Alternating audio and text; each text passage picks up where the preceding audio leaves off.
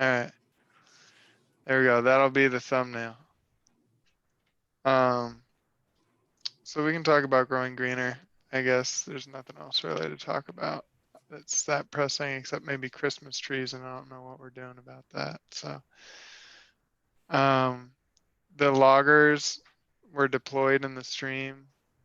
I don't know if that's since our last meeting or not, but they're out there in the 3 spots, and I've gone out 3 times to download data so far, and it's worked all 3 times. The first time was a little sketchy. I thought they'd be easier to spot than they are, but they're like pretty low key. So I found them all though, so now I know where they are. And it only takes probably about an hour to go out, download the data from all 3, get back, and send an email or something. You actually So got to plug in, or is it Bluetooth? it's got no, it's not in here. It's got like a shuttle that like a waterproof docking station that just clicks in, and then you Okay. hit the lever and it downloads the data to the shuttle, and when you get back you can plug the shuttle into the computer and download the data to your computer, so you don't have to bring your computer out into the field, which is That's nice. You do have to, if you've seen the setup, it's like a CMU block and then a little piece of PVC in the CMU block, and the whole block is submerged in the stream. So you have to like pull the logger out, but I'm pretty sure it's on a wire, so the bottom of the logger hits the bottom of the CMU block. So um, just put it back in the same spot, and it's probably going to be as good as it's going to get. I did realize last time there's like you got to clean debris off, which is the water's so cold now, so that's fun. But you clean the leaves and sticks away from it, and I realized there can be debris under the PVC, so just got to make sure that's clear too, I guess, to make sure the logger's sitting on the bottom. But I've sent data twice. I'm sitting on another data deliverable because I didn't scan my notes yet to send. And that'll be the 3rd time. So that's going well. I suggested to Liz we get another logger for the outfall from Lake Afton, so that anytime flow exits Lake Afton, we'll have some pressure reading there to show that flow is going out. Because the last time I went out, I didn't see, this time I stopped at the inlet and I couldn't tell if the valve was open to the lake, because I didn't see any of the like bubbling by the inlet pipe, and there's no outflow. So I also emailed Friends of Lake Afton to just ask like, hey, is there like one person in charge of this valve, or is there like a record of when it's open, when it's closed? And if not, can we get someone to like start recording that so we know when it's open and when it's not, I guess. But if I don't know, that just seems like it'd be helpful to at least know that, because that's like what lets the routine non-storm water flow into the lake, and then combined with a level logger and the kind of clear wells in front of the grist mill, that would help too. Did you hear back Um, from them? Not yet. I emailed them like last night or something, Okay. so I don't expect that they're all jumping on it with the storm upon us. So Liz said she actually emailed me back today and said, as for the additional logger, she thinks it would be beneficial to have some monitoring and agrees that it would fit in the budget. So she's going to talk to Paula to see what we need to do to purchase that. And ASA has another CMU block set up, so we should just be able to plop it in there whenever. And we can calibrate that ourselves by taking a bucket and whenever water's flowing, do like a bucket flow measurement. How long does it take to fill 5 gallons? And then there's your flow rate, and calibrate the meter that way. So it's no extra work for ASA, I don't think, which would be good. Did you guys see the bathymetric survey results of the lake? Were you copied on No. that? No, I don't recall seeing those. I guess it just came to me then. Whoops. Let me see here. Came from Dan. It's not that one. This one has an attachment. Yeah, I missed it. Where's the attachment? I swear, I'm not like technologically impaired, but sometimes like I cannot figure out Gmail. Okay, Gmail. We're gonna search. Where's this? Oh, he did attach it. I'm sorry, Michael, I missed that Oh, no problem. on December 4th. Beth, there it is. Yeah.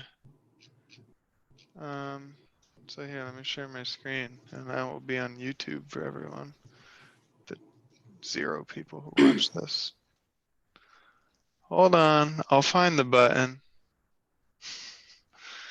How many people can laugh at this? Where's the button? Someone help me out. Is it this Button one? for- Enter full To share your screen? speaker view. Yeah, they keep changing all these stupid platforms so often. I can't even Yeah. keep up. You guys want to go into a breakout room real quick? Screen share. It's in Share green, screen, so the I'm big just green one? yeah, so I'm just Oh, ignoring it. All right. you want it to flash too? Yeah, no, Would that help? I'll just like break down. So here's the depth, which is kind of crazy to me that like maybe 3 feet is the deepest of the lake. And it's like pretty much all between it's like all 2 feet or less, basically. And then So what's a little crazy is the sediment thickness here.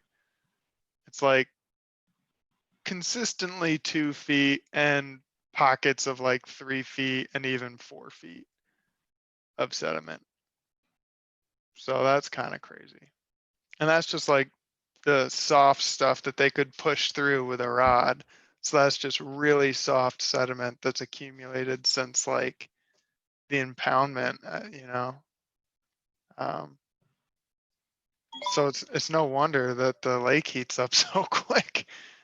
It's like yeah, it's like not even it's like a puddle.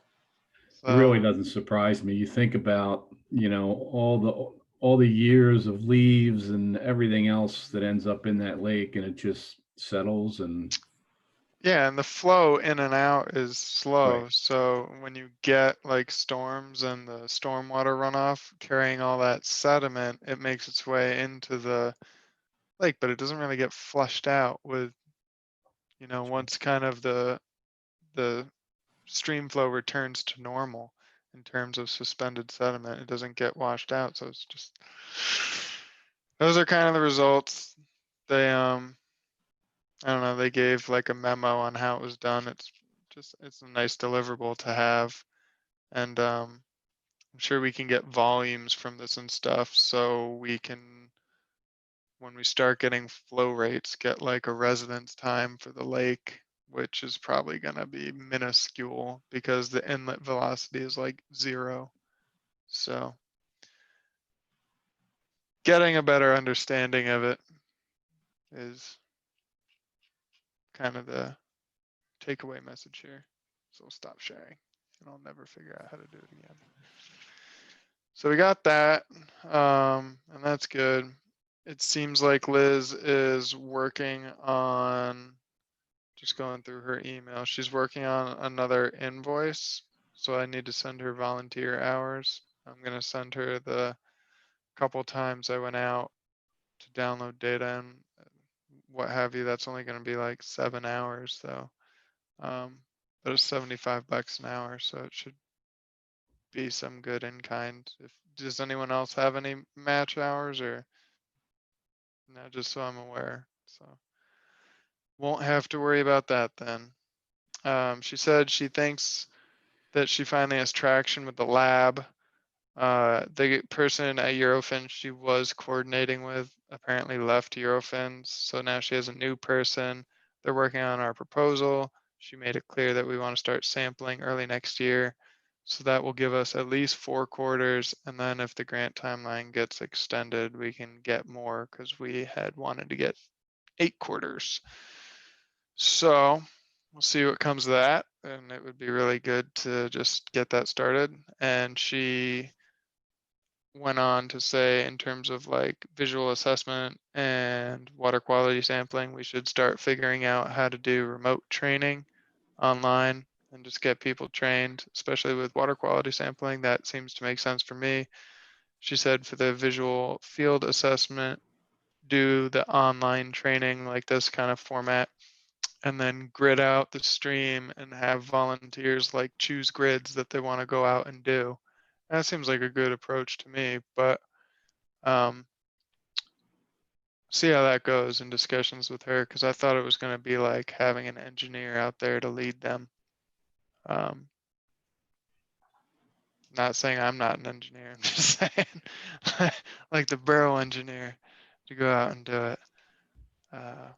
And making sure that if we're doing it during this time period, it would be COVID friendly. So those are the updates from her and the updates on the current data coming in and the deliverable we got. So I think that's basically where we're at. I think that's all I got. Any thoughts, comments, questions, concerns?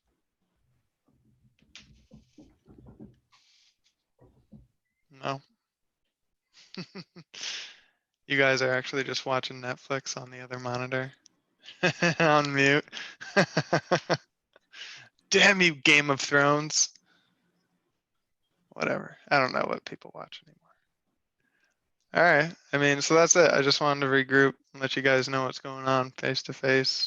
We can say we had our meeting and we'll probably be meeting up in January.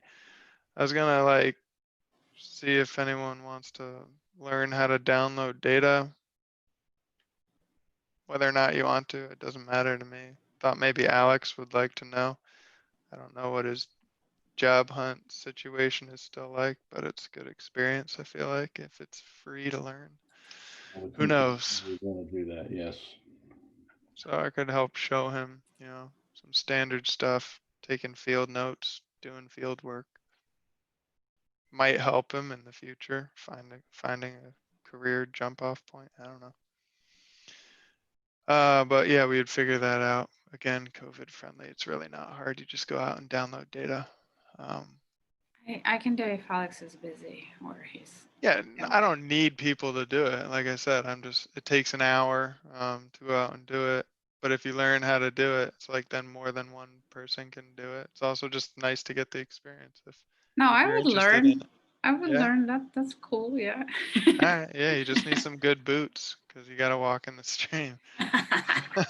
I only flooded my boot once.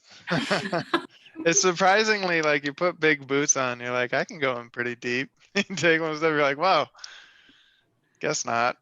So Too deep. I'll probably get some hip waders or something at some point just because nothing is as awesome as swamping your boot in December. So, um, yeah, we'll can coordinate that then. I've been going out every 2 weeks just to like, because the one time I went out, I guess a branch had come down and ripped the logger out of the clear well. So it was still attached by the cable, but it wasn't like in the spot it's supposed to be in. So then like in my mind, the data over that 2 week period, unless you can see it in the data where it got ripped out, it's kind of like void. So 2 weeks is like the minimum chunk of time I'd want to lose. So, yeah. Other than that, Christmas trees. Doesn't like Republic, the waste management service, do it now? They have like their own Christmas tree recycling, so we don't need to do it. Isn't that what happened last year? Yeah, they come out a couple of times. Yeah, they have. Yep. They have like Christmas tree pickup. It's like specific, right? Right. Okay. Yeah, so we don't do that anymore, which is great. It's fine. One less thing. I So, forgot to ask Paula. She had mentioned I had talked to her about some activity on that Pico lot, and yeah, they had staged some of that red tipple for work on the canal path north of the Pico lot. And I was just curious what they were doing. And I said, well, what's going on with the lot? Have you heard anything new? She said that the borough was going to make an offer to Pico for the property. And I don't know that that's happened yet. And I just wanted to ask her that. I forgot. I'll shoot her an email. You can ask Matt. Yeah, Mike, we sent There a he is. letter. We sent a letter about 2 weeks ago that basically there was an appraisal that said we think it's worth $50,000, and we said we'd be willing to buy it for $50,000, assuming we can get grant funding for it, because we've been guided to believe that if we have an agreement of sale, we can get the grant funding. And so we sent that about 2 weeks ago, and it's not really clear what the next step is, other than it's with them, and at a certain point in time, we have to follow up if they don't come back to us. But that's where it is. Good news. Okay. Thank you. Yeah, there you go. That's the most a council rep has ever done for this committee, right there. I'd like to Seriously. I want to come on a logger trip, man. Next time you Yeah. get the data. All right. It's super cool. I mean, you just go into the stream, download some data. With some good. It's kind of beats. nice. It's like I don't do field work like ever anymore. And I'm always dreading it before I go. I'm like, man, Rory's napping. I got 1.5 hours, an hour of this is going to be downloading data. Right. And I get out there. I'm like, oh yeah, this is not bad. I kind of miss field work. There you go. So, yeah, some fresh air. So. All right, that's it. So unless anyone has anything else, it's good to see y'all. And I guess we can follow up. I'll shoot an email out before I go out on the next data trip and see if anyone wants to come. It's going to be super last minute, because if you really want to go, just text me and I'll try and coordinate with you. But usually it's just like, I got an hour, I'll go out now. So, but if you really want to go, we can try and coordinate. All right. We're going to get back to our regular cycle then. Next meeting will be the Yeah. 28th. Yeah, January 28th, right? Yeah. 1, 2, 3, 4. Yes, January 28th. All right. So if I don't see you before then, have a good holiday, everyone. Same to you. Sounds good. Yeah. Good one, everybody. All right. Thank you, Stay guys. safe. See you. Yeah. All right. Bye. Have fun shoveling. Oh, I gotta stop this recording. All right.